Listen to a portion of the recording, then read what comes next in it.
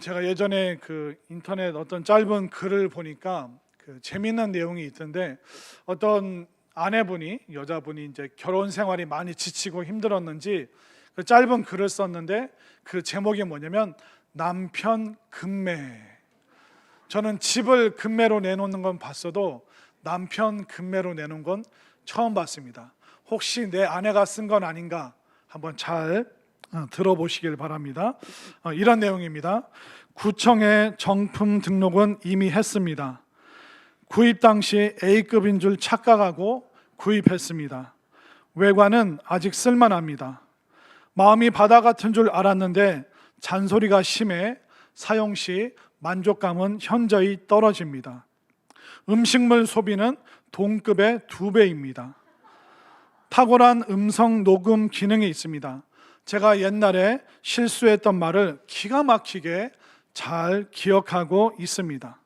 간편한 메모리 포맷 기능이 있습니다. 자신의 실수는 바로 잊어버립니다. 구입하시면 덤으로 각종 유흥주점에 멤버십 카드를 드립니다. 그 외에 구두 10켤레, 양복 25벌, 골프채 세트, 중고차까지 다 드립니다. 사용 설명서는 없습니다. 읽어봐도 별 도움 안 됩니다. AS 안 되고 반품 당연히 절대 안 됩니다. 무대포 시어머니도 끼워드립니다. 참고로 돈 달라는 시동생도 덤으로 드리겠습니다. 이거 누가 쓰신 거예요? 옆에 분 자꾸 보시는데 아마 그 결혼 생활이 힘들고, 야, 내 남편은 구제불능이다, 집안일도 대소사도 안 돌보고 아내를 사랑하지도 않고 애들 공부하는 거 신경도 안 쓰고, 야, 내 남편은 구제불능이야, 회복불능이야, 아마 그런 자포자기하는 심정으로 이 글을 쓰지 않았을까, 이제 그런 생각을 해보게 됩니다. 어찌 보면 우리가 남녀 또 부부간에만 우리가 실망하는 것이 아니라 내가 내 인생 살아오면서 실망할 때가 많은데, 특별히 자기 자신에 대해서 실망스러울 때가 많이 있죠. 여러분들 어떻습니까? 여러분들 자신에 대해서 만족하십니까? 어제 하루 토요일 여러분들이 여러분들의 자신과 살았는데, 어제 토요일 날 여러분들 자신에 대해서 마음에 드셨어요? 아마 여러분들은 나는 성격이 왜 이럴까? 나는 왜 이렇게 뭐가 났고 왜 이렇게 화를 주체를 못하지? 나는 왜 이렇게 게으를까? 이게 좀 빨리빨리 하고 오늘 할 걸 미루지 말아야 되는데 오늘 또 미뤘네, 또 미뤘어. 우리는 늘 자기 자신에 대해서 실망합니다.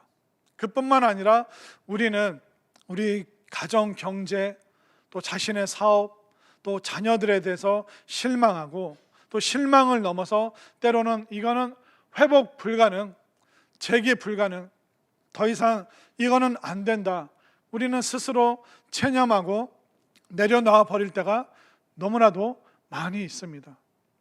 우리의 인생이 고달프고 힘들 뿐만 아니라 내가 내 삶을 포기하고 싶을 정도로, 아니면 모든 사람 다 보기 싫고 그냥 내 인생 모르겠다, 회복 불가능이다, 스스로 그렇게 선언하면서 절망의 그 어두운 시간을 보내는 사람이 우리들 중에 있을 수도 있습니다. 그러면 어떻게 해야 될까요?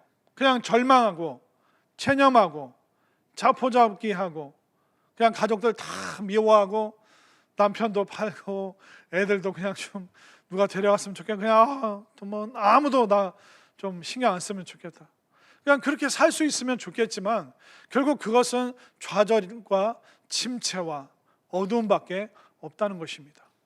분명한 것은 하나님께서는요, 끊임없이 회복에 대해서 말씀하고 계십니다. 수많은 말씀이 우리를 회복시켜 주시고 또 우리를 소생케 해주시고 우리가 살아날 그 힘을 하나님께서 말씀으로 기록하고 또 약속하고 계십니다. 그렇다면 그 말씀 그대로 우리가 이 어둡고 침체된 순간이 아니라 회복 불가능을 넘어서서 회복의 그 첫 출발을, 그 첫 발을 내디뎌야 되는데, 여러분들 회복하려면 어떻게 해야 되는지 아세요? 알려드릴까 말까? 우리가 회복하려면요, 다시 시작하려면 어떻게 해야 되냐면 나에게 문제가 있다는 것을 인정하는 것. 하나님, 나에게 문제가 있습니다. 지금 나에게 어려움이 있습니다. 내가 어떻게 손 쓸 수 없는 그런 상황이 있음을 솔직하게 내 현실을 인정할 때, 그때부터 우리는 변화와 회복의 첫 발걸음을 내딛는 줄 믿으시기를 바랍니다. 우리는 현실의 그 잘못을, 어려움을 인정을 해야 돼요. 예를 들면 그런 겁니다. 우리 어르신들 중에 건강하게 지내시다가 갑자기 확 몸이 아파오시는 분들이 있잖아요. 근데 그 어르신들 중에 때로는 인정을 못 하시는 분들이 있어요. 현실을 안 받아들이는 분들이 있어요. 병원 가서 뭐라 하는지 아세요? 아, 의사 양반, 내 몸은 누가 더 잘 알아요? 내가 더 잘 알아. 의사 양반보다 내가 더 잘 알아. 나 아무 문제 없어. 나 집에 그냥 갈래. 얘들아, 니들 왜 그러냐? 아빠 아무 문제 없어. 그냥 집에 가고 싶어. 그 현실을 받아들이지 않고 인정하지 않으면 치료받을 방법이 없습니다. 그러나 의사 선생님, 나 몸이 안 좋아요. 작년과 올해가 다르고 뭔가 모르게 나에게 불편함이 있습니다. 의사 선생님, 나 좀 도와주세요. 그러니까 자신의 현실을 인정하고 또 아픈 것을 솔직하게 드러내면 어떻습니까? 치료할 방법이, 어떤 방법을 강구하던 반드시 방법을 찾아낼 수가 있는 것입니다. 그렇게 되면 우리가 변화되고 싶고 회복되고 싶고 새로운 인생 살고 싶잖아요. 그러면 현실을 인정하는 것이, 이것이 가장 빠른 길이라는 것입니다. 가끔 게임 중독에 빠진 사람들이 있습니다. 그들이 당신 게임 중독에 걸렸습니다. 그러면 인정할까요? 인정 안 해요. 아이고, 상담사 선생님, 어떤 사람은 PC방에서 그냥 거기서 평생 사는 사람도 있어요. 저는 양호합니다. 저는 게임 중독 아닙니다. 그러니까 현실을 받아들이지 않고 인정하지 않으면 도와줄 방법이 없는 겁니다. 가난한 사람들이 가난에 대해서 인정하지 않으면 그 가난으로부터 벗어날 수가 없습니다. 공부를 잘 못하는 사람이, 선생님 제가 공부를 잘 못합니다. 저 좀 도와주십시오. 이 현실을 받아들이지 않으면 그는 공부 못하는 것에서 벗어날 수가 없습니다. 또 여러분들 드라마 보십시오. 드라마에 막 부장님이 막 술이 취했어요. 그럼 부하 직원이 부장님, 술 많이 취하셨으니까 제가 집에다 모셔다 드리겠습니다. 그러면 이거 치워. 그러면서 뭐라고 합니까? 나 술 안 취했다고 말합니다. 그러니까 현실을 받아들이지 않으면 도와줄 방법이 없는 거예요. 새로워질 기회가 없고 회복될 방법이 없다는 것입니다. 그렇기 때문에 오늘 이 시간, 내 인생 변화되고 싶고 내가 새로운 삶을 살고 싶고 새로운 인생을 새롭게 출발하고 싶다면 우리가 현실을 받아들이는, 또 나의 그 어려움과 문제점을 솔직하게 하나님 앞에 인정하는 그 마음으로 예배하는 여러분들에게 새로운 첫 출발이 시작될 수 있기를 간절히 소망합니다. 자, 그러면 왜 우리가 나의 이 현재 상태를, 어렵고 답답하고 침체되고 어려운 이 현재 상태를 왜 인정을 해야 될까? 그 이유는 뭐냐면 내가 나를 못 고치고 하나님만이 나를 고쳐주실 수 있기 때문에 우리 인생의 의사 되시는 그 하나님 앞에 인정하고 그것을 내려놔야 되기 때문에, 그렇기 때문에 그때부터 우리가 변화될 수 있기 때문에 우리는 현실을 받아들여야 되는 것입니다. 자, 18절 말씀을 한번 볼까요? 오늘 본문 18절 말씀 다 함께 한 목소리를 읽겠습니다. 시작. 내가 그의 길을 보았은즉 그를 고쳐줄 것이라. 그를 인도하며 그와 그를 슬퍼하는 자들에게 위로를 다시 얻게 하리라. 자, 18절 말씀에 보면 너희가 너희를 고칠 수 있다 말씀하시지 않습니다. 내가 그를 고쳐줄 것이다. 내가 그를 위로할 것이다. 다시 위로를 얻게 할 것이다. 야, 너희들이 교육 수준이 높아지면, 너희들이 조금 더 잘 먹고 잘 살면, 너희들의 삶이 윤택해지면 너희가 위로를 받고 회복될 거야. 그렇게 절대로 성경은 말하지 않습니다. 솔직하게 말씀드려서 성경은 우리 속에는 희망이 없다, 너희들로서는 회복될 방법이 없다라고 성경이 누누이 말하고 있습니다. 사람은요, 어떤 존재인지 아세요? 사람은 살던 대로 살지 새롭게 살려고 하는 그 의욕을 갖기가 굉장히 어렵습니다. 여러분들 어제 토요일 하루를 보내셨죠? 그 토요일이 어떻습니까? 그 일주일 전과 다릅니까? 2주 전과 다른 토요일을 보냈나요? 우리는 살던 대로 살면 그냥 그대로 사는 거예요. 어제의 생각으로 오늘을 그냥 살아버리는 거예요. 그러니까 오늘 하는 말 그대로 내일 또 그 말 또 하는 것이고요. 그렇기 때문에 그 살던 모습 그대로 살던 우리에게는 변화와 회복의 능력이 나올 수 없음을 성경은 말하고 있습니다. 누가 우리를 바꿔주실 수 있죠? 하나님만이. 누가 우리를 고쳐주실 수 있죠? 하나님만이. 누가 우리를 위로하실 수 있죠? 하나님만이 우리를 위로할 수 있다라고 분명히 말하고 있습니다. 이스라엘은 스스로 우리 하나님 없이도 우리의 합리적인 생각으로 잘 살 수 있습니다. 하나님 좀 비켜보십시오. 비를 내리는 바알 신을 좀 숭배해 보고 싶습니다. 다산의 능력이 있는 아세라 여신을 저희들이 숭배하겠습니다. 하나님 너무 감사한데, 너무 좋은데 지금까지 하나님 잘 믿었으니까 이제는 저희들이 합리적인 이성으로 비와 다산의 신을 섬기겠습니다. 그러면서 이스라엘이 무려 200년 동안 바알과 아세라를 섬겼는데 어떻게 됐는지 아세요? 남쪽 유다 지역 사람들이 축복의 땅을 잃어버립니다. 바벨론의 그 포로로 끌려가게 됐습니다. 나라를 잃어버리고 부모 자식이 다 헤어졌습니다. 완전히 알거지가 되었습니다. 하나님 없이도 잘 산다고 200년 동안 바알과 아세라를 열심히 따라다녔는데 부자가 되기는커녕 빈털터리 남의 나라에 끌려가고 매맞고 종살이하고 모든 자유를 잃어버리는 그 결과가 나와버리고 말았습니다. 우리 사람이 인간의 합리적인 이성으로 하나님 없이도 잘 살 수 있을까요? 하나님을 떠난 그 모습이 과연 어떻습니까? 결코 아름답지 않습니다. 자, 17절 말씀, 하나님을 떠난 모습 17절 다 함께 읽겠습니다. 시작. 그의 탐심의 죄악으로 말미암아 내가 노하여 그를 쳤으며 또 내 얼굴을 가리고 노하였으나 그가 아직도 패역하여 자기 마음의 길로 걸어가도다. 포로로 끌려갔음에도 불구하고 정신을 못 차리고 있는 겁니다. 그러니까 사람은 아무리 절망과 가난과 어려운 그 힘든 순간에 빠져도 하나님을 찾지 않는 거예요. 하나님 살려주세요. 하나님 도와주세요. 이 기도를 안 한다는 거예요. 왜? 살던 방식대로 살고 생각했던 대로 그냥 또 똑같이 생각하고 살아가기 때문에 아무리 어렵게 하고 고난을 주고 힘들게 해도 인간은 그 욕심을 못 버리고 패역한 길, 패역이 뭐냐면 사람이 마땅히 걸어가야 될 그 길에서 어긋나서 순리를 거스르는 것을 패역이라고 말합니다. 여러분들, 우리가 과거보다 더 높은 교육 수준을 갖고 있습니다. 웬만하면 우리 자녀들 대부분 고등학교, 대학교, 심지어 대학원까지 다 졸업을 했습니다. 그럼 우리가 과거보다는 더 행복해야 되잖아요. 과거보다는 더 가족 안에 기쁨과 웃음이 있어야 되잖아요.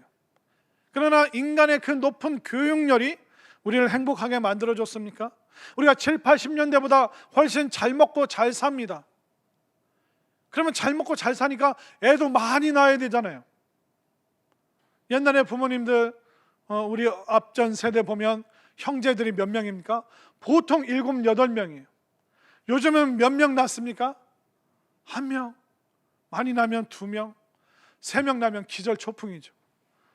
어떻게 3명이나 키우냐? 아니, 예전보다 삶이 편해졌지 않습니까? 기저귀도 물티슈도 수많은 좋은 아이를 키울 수 있는 그런 도구들이 얼마나 많이 나왔습니까? 그러면 10명, 20명 낳아서 키워야 되잖아요. 그런데 예전보다 더 키우기 어렵다고 말합니다. 더 힘들다고 말합니다. 아니, 우리가 합리적으로, 이성적으로 우리가 생각하는 그 유토피아를 만들어서 그렇게 살아가고 있음에도 불구하고 더 삶에 허덕거리고 삶이 고통스럽다, 외롭다, 힘들다. 결국 그것이 하나님을 떠난 인간의 모습이라는 겁니다. 그뿐만 아니라 이스라엘은 우상 숭배, 심지어 자기 자식을 몰렉이라는 그 이방 신에게 아이를 산 제물로 바치는, 불에 던지는 끔찍한 일들도 그들이 저질렀습니다. 그렇기 때문에 성경이 말합니다. 하나님께서 내가 너희들을 고쳐주리라. 너희들의 그 합리적인 생각으로 너희들이 행복한 삶을 만들 수 있다고, 회복될 수 있다고, 포로에서 벗어날 수 있다고 생각하느냐? 천만의 만만의 말씀. 그것은 너희들의 오산이고 오해다. 결국 우리는 인정해야 돼요. 하나님, 나로서는 도저히 해답이 없습니다. 나에게는 답이 없기 때문에 하나님 앞에 나왔습니다. 하나님 말씀으로 나를 인도해 주시고 내가 기도할 때 나에게 새로운 길을 열어 주시옵소서. 이것이 여러분들의 결단과 여러분들의 기도와 소원이 될 수 있기를 바랍니다. 왜 우리에게 오늘날, 겉으로 보면 잘 사는 것 같지만 오늘날 우리에게 왜 회복이 필요할까요? 왜 우리의 회복의 첫걸음이 우리에게 왜 필요할까요? 그 이유는 뭐냐면 우리의 사회적인 현상을 보면 됩니다. 이스라엘 백성들, 오늘 우리가 57장 말씀을 읽었는데 57장 1절부터 13절 보면 이스라엘의 그 사회적인 현상에 대해서 말합니다.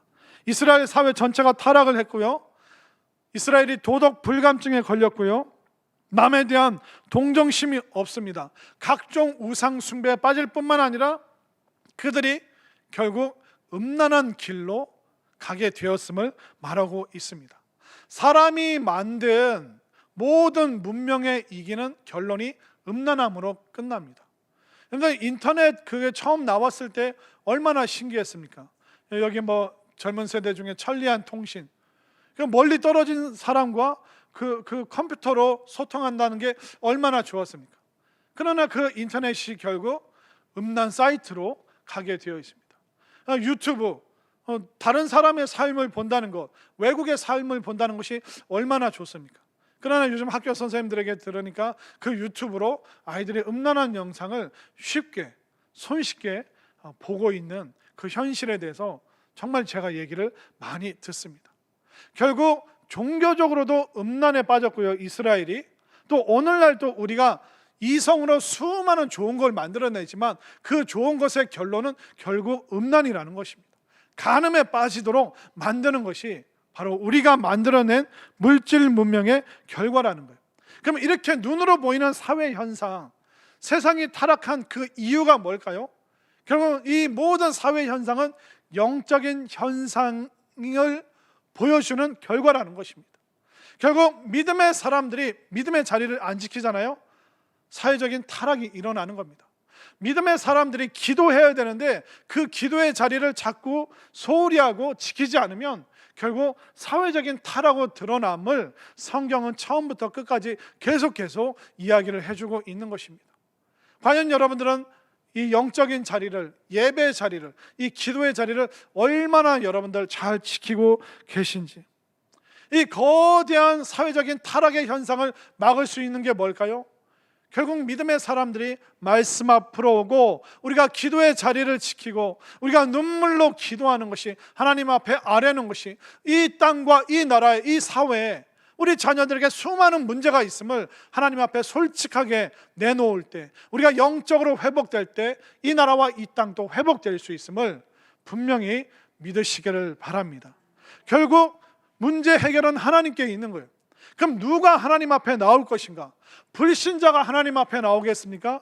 믿음의 사람들이 하나님 앞에 나오고, 또 하나님 앞에 나올 때 불신자들을 함께 그들을 하나님 앞으로 인도하는 그 역할을 우리가 감당할 때 이 나라가 회복되고 우리의 자녀들이 새로워지고 정말 하나님께서 기뻐하시는 그 행복의 삶이 이 나라와 이 땅 가운데 주어진다는 것을 여러분들 분명히 믿으시기를 바랍니다.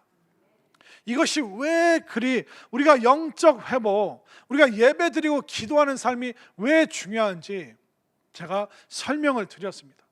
근데 이 영적인 삶을 안 살면 어떻게 될까요? 자, 17절 후반절을 다시 한번 보십시오. 그가 아직도 패역하여 자기 마음의 길로 걸어가도다. 아니, 포로로 끌려갔는데도 아직도 패역하다고 말합니다. 패역하다는 게 뭐냐면 그냥 표면적으로는 도리를 벗어났다는 뜻이지만, 패역하다의 원어의 뜻이 뭐냐면 신앙을 버린 완고한 상태를 패역하다라고 말하고 있습니다. 인간의 이 죄성이, 하나님을 떠난 인간이 얼마나 악하냐면 매를 맞고 종살이를 하고 나라를 빼앗겼는데도 정신을 못 차리는 거예요. 그 축복의 땅에서 쫓겨났는데도 여전히 너희들이 정신을 못 차리고 패역한, 신앙을 버린 그 완고한 모습으로 여전히 살아가고 있구나. 이게 우리라는 거예요. 그러니까 살던 대로 그냥 오늘 살고 있는 거예요. 그냥 그 과거에 생각하던 그 생각의 방식 그대로 또 똑같이 생각하니까 새로운 날이, 회복이, 변화가 안 이루어진다. 그렇게 지금 성경이 말하고 있는 것입니다. 이 회복 불가능의 상태 속에서 소망이 없는 사람들이 아무리 머리를 쥐어짜내도 변화할 수 없고 회복할 수 없고 행복의 그 끝자락을 붙잡을 수가 없는 거예요. 그렇기 때문에 하나님께서 뭐라고 말씀하십니까? 너희들 현실을 인정해라. 너희들 해봤더니 안 되잖냐. 그 땅을 회복시킬 수가 없잖냐. 결국 너희들이 스스로 안 된다는 것을 인정하고 나에게 와라. 현실을 인정해라. 너희들이 다 해봤는데 안 되지 않느냐. 그러니까 18절 말씀 다시 한번 한 목소리 읽겠습니다. 시작. 내가 그의 길을 보았은즉 그를 고쳐줄 것이라. 그를 인도하며 그와 그를 슬퍼하는 자들에게 위로를 다시 얻게 하리라. 아멘인가요? 바로 이게 바로 신앙의 길이라는 겁니다. 그냥 내 자식들 잘 먹고 잘 사는 것, 나만 몰래 기도 열심히 해서 나만 혜택 얻어내는 거, 이걸 자꾸 우리가 신앙의 길이라고 생각하는데 그게 아니라, 여러분들 어제 여러분들의 모습을 생각해 보십시오. 그저께 여러분들의 모습을 생각해 보십시오. 살던 대로 그냥 살아왔잖아요. 아무 생각 없이 그냥 습관대로. 그러니까 우리가 변화가 없는 거예요. 그 모습 그대로는. 그러니까 하나님께서 그거 좀 멈추면 안 되겠니? 네가 최선을 다해서 살던 대로 살았는데 회복이 되더냐? 그 속에 기쁨이 있더냐? 그 속에 감사가 있더냐? 그것이 안 되니까 내가 너를 도와주고 내가 너를 위로하고 내가 너를 인도하여 주리라. 이 하나님 앞에 여러분들 솔직하게 여러분들 문제를 드러내시고 우리를 치유하고 고치실 수 있고 회복시킬 수 있는 이 하나님 앞에 예배로, 찬양으로, 말씀으로, 기도로 나올 수 있는 우리 모두가 될 수 있기를 간절히 소망합니다. 결국 회복의 출발점은 인정하는 거예요. 현실 인정. 하나님 항복합니다. 하나님이 아무리 합리적으로 해봤는데 안 됩니다. 돈도 쫓아가 봤는데 그렇게 쉽사리 돈이 모이지 않고, 자식들을 쥐어짜서 애들 통해서 내 열등감 해소하고 싶었는데 하나님, 애들도 내 뜻대로 잘 안 됩니다. 남편을, 아내를 아무리 말해도 상대방이 변하지 않습니다. 하나님, 나 항복, 하나님 도저히 나로서는 안 됩니다. 그렇게 될 때 바로 변화가 시작되는 줄 믿으시길 바랍니다. 그래서 하나님께서 우리에게 방법을 주십니다. 회복할 수 있는 방법을. 자, 15절 말씀을 한번 볼까요? 15절. 지극히 존귀하며 영원히 거하시며 거룩하다 이름하는 이가 이와 같이 말씀하시되, 잘 들으세요. 내가 높고 거룩한 곳에 있으며 또한 통회하고 마음이 겸손한 자와 함께 있나니 이는 겸손한 자의 영을 소생시키며 통회하는 자의 마음을 어떻게 하신다? 소생시킨다. 소생이 뭡니까? 다시 살아나는 것이죠. 결국 통회하고 겸손한 자, 이 통회가 뭐냐면 마음 깊이, 통자가 통증이라는 뜻이에요. 통증을 느낄 정도로 깊이 뉘우치는 사람에게 회복이 있다는 거예요. 그러니까 그렇게 깊이 뉘우치는 사람은 어때요? 겸손하잖아요. 하나님밖에 없습니다. 하나님, 사람으로서는 안 됩니다. 나로서는 안 됩니다. 이렇게 마음 깊이 뉘우치는 그 사람에게 참으로 하나님께서 소생, 다시 살아나는 역사를 베풀어 주시기 때문에 여러분들 삶은, 어제 여러분들을 한번 보십시오. 어제의 그 모습으로 오늘 살면 어떻습니까? 변화 없는 오늘의 모습으로 내일을 살아가면 어떻습니까? 그게 우리의 일상이 되고 일생이 되어버리면 얼마나 답답하고 소망이 없습니까? 그렇기 때문에 어제의 내 모습이 아니라 오늘 말씀에 반응하고 말씀을 감사히 여기고 또 말씀 들으면서 그 말씀이 나에게 뿌리를 내리면서 통의 자복, 정말 내 마음 깊이 뉘우치는, 여러분들 저는 속일 수 있죠. 배우자도 속일 수 있어요.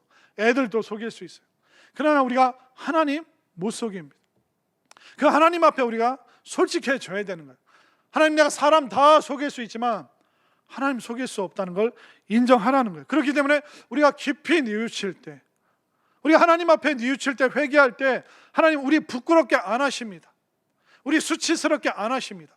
그러나 우리가 하나님 앞에 뉘우치지 않으면 우리가 결국 비참해지고 수치스러운 날이 올 수밖에 없는 거예요. 축복의 땅에서 쫓겨가고 모든 것을 다 잃어버리고 마치 감옥에 갇힌 노예와 같은 종과 같은 그런 힘든 세상살이를 할 수밖에 없는 거예요. 그러나 깊이 뉘우치는 그 영혼에게 하나님께서 새로운 능력을 주심을 분명히 믿으시길 바랍니다. 또 우리가 의지해야 될 그 하나님의 마음, 하나님 마음 볼까요? 16절, 내가 영원히 다투지 아니하며 내가 끊임없이 노하지 아니할 것은 내가 지은 그 영과 혼이 내 앞에서 피곤할까 함이라, 쇠약할까 함이라. 그러니까 우리의 영혼을 불쌍히 여기시는 분이 누구예요? 하나님. 우리를 불쌍히 여기시는 그 하나님을 의지해서 내 마음 깊이 뉘우칠 때 새로운 변화의 역사, 회복이 일어나는 줄 믿으시기를 바랍니다. 우리가 삶이 힘들잖아요. 그럼 회복 불가능이다. 도저히 이거는 구제불능이다. 내 인생 안 된다. 내 사업, 내 건강, 내 자녀들, 우리 가정 안 된다. 그렇게 생각하는 사람들이 선택하는 두 가지가 있어요. 첫 번째는 뭐냐면 체념해버린 거예요. 자포자기. 이번 생 나 끝났어. 더 이상 나 희망 없어. 그러니까 체념하고 자녀들에 대해서 자포자기 해버리는 사람들이 있습니다. 두 번째 부류는 뭐냐면 남 탓합니다. 책임을 전가하는 거예요. 당신 탓이야. 이 나라 탓이야. 이 교회 탓이야. 이 세상 탓이야. 그 얼마나 편합니까? 남 탓하면. 그러나 마음은 비참하잖아요. 그렇기 때문에 우리가 회복 불능의 상태에 빠졌을 때 체념하고 자포자기 할 것인가, 남 탓하고 책임을 전가할 것인가. 그러나 하나님께서 제3의 길을 알려주시잖아요. 새로운 길을 알려주시잖아요. 그게 뭐예요? 너희들 회복할 수 있다. 너희들 지금 이 위기가 기회가 될 수 있고 너희들 이제 화가 변하여 복이 될 수 있다. 하나님께서 우리에게 말씀으로 주시는 거예요. 제3의 길을 보여주시는 거예요. 그 제3의 길이 어디 있느냐? 자, 19절 말씀. 입술의 열매를 창조하는 자 여호와가 말하노라. 입술의 열매는 뭐냐면 하나님의 말씀이라는 거예요. 하나님께서 천지 창조를 뭘로 하셨습니까? 손으로 하셨나요? 입으로 하셨죠. 빛이 있으라, 바다가 있으라, 땅이 있으라, 하늘의 공중에 새가 있으라. 말씀으로 하셨어요. 그러니까 하나님의 입술의 열매는 뭐냐면 말씀이라는 거예요. 그 말씀을 주시는 창조자 여호와가 말하노라. 뭐라고 말씀하십니까? 먼 데 있는 자에게든지 가까운 데 있는 자에게든지 평강이 있을지어다 내가 그를 뭐하리라? 고치리라. 누가 회복시켜 주시고 누가 고쳐주신다고요? 말씀으로 역사하시는 하나님께서 우리를 고쳐주신다. 그렇기 때문에 바로 여기에 제3의 길이 있는 거예요. 여러분들 사람의 말 많이 듣잖아요. 유튜브로, 뉴스로 경제가 어떻게 된다, 뭐가 어떻게 된다. 사람의 말을 많이 듣는데 이 사람의 말보다 하나님의 말씀을 더 많이 들으시길 바랍니다. 말씀을 들으시되 경청하시길 바랍니다. 이 말씀을 소중하게 생명으로 지금 마음에 모셔드리기를 바랍니다. 이게 바로 제3의 길이라는 거예요.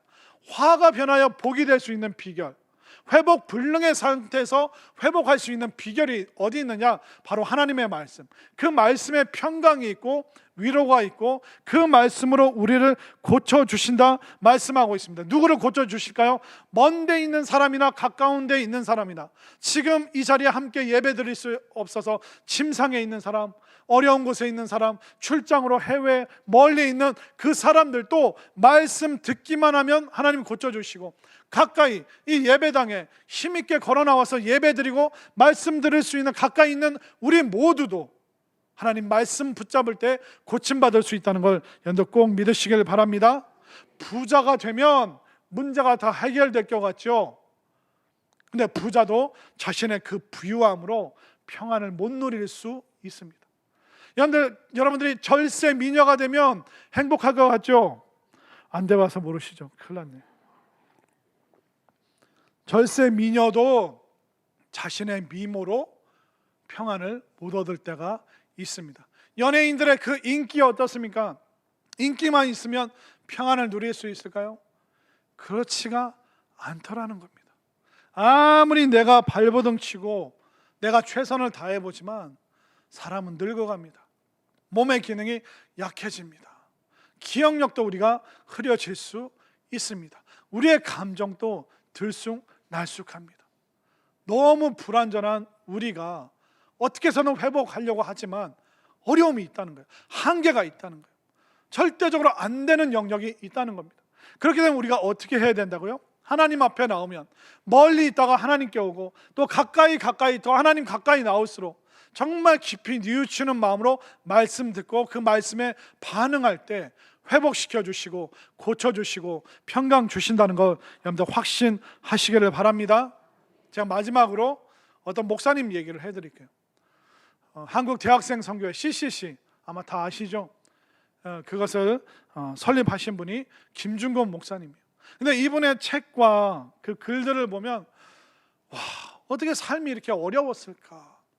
어쩌면 이렇게 삶이 비참하냐, 어렵냐, 그 생각을 그 김준건 목사님의 그 책을 보면서 많이 느꼈는데, 이 김준건 목사님이 어렸을 때 6.25가 터졌어요. 근데 그 6.25 때 아버지랑 아버지의 형제들, 큰아버지, 작은아버지, 그분들이 그 집안 어른들이 공산군에게 죽는 걸 눈으로 본 거예요. 어렸을 때. 그래서 형제들과 함께 힘들게 살아가는데 막내 동생이 집에 불이 나서 화재로 막내 동생을 잃게 됩니다.